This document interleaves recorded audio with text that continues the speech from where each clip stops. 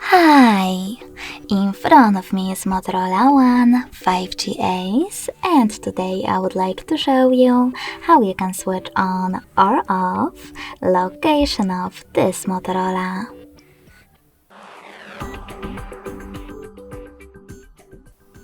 You need to begin by opening Tab menu.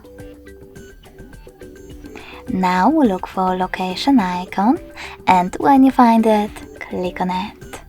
As you can see, mine is gray. That means that location is disabled, but you can always enable it by tapping on the same one.